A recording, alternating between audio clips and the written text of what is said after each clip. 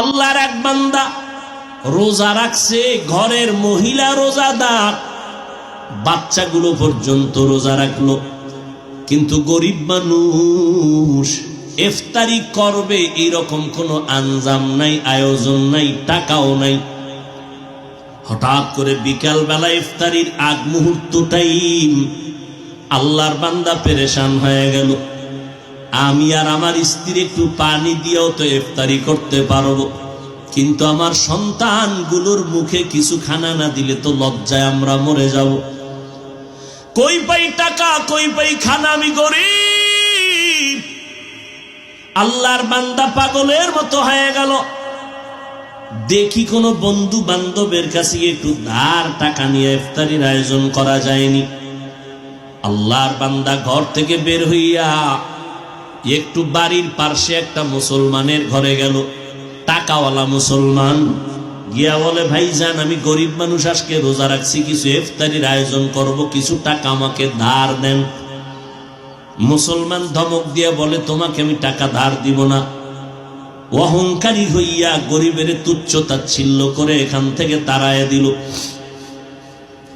আল্লাহর বান্দা চোখের পানি মুছতে মুছতে বের হয়ে গেল,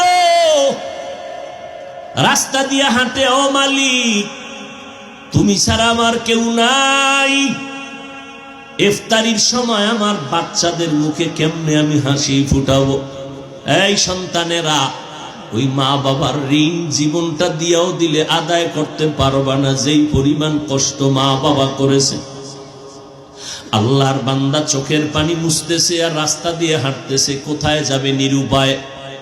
আমার মালিকের কুদরত, হঠাৎ করে দেখে বিপরীত দিক থেকে একটা লোক আসতেছে।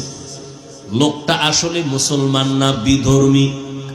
যখনই মুসলমানের সামনে মুখোমুখি হয়ে গেল, মুসলমান এড়াইয়া যাওয়ার চেষ্টা করলো। বিধর্মী লোকটা দাঁড়ায় বলে, ভাইজান দাঁড়াও, কোথায় তুমি যাইতেছো?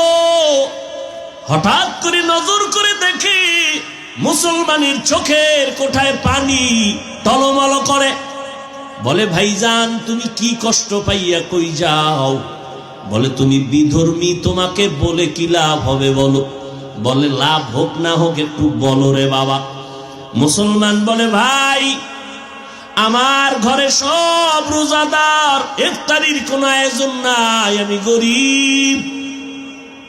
আমার পার্শ্বে এক মুসলমানের কাছে গেলাম, সে আমারে ধাক্কা দিয়া তাড়ায় দিল। আল্লাহর বান্দা কাঁদতেছেন, কিন্তু বিধর্মীর অন্তরে মায়া জন্ম হয়ে গেছে। মনে আসেনি?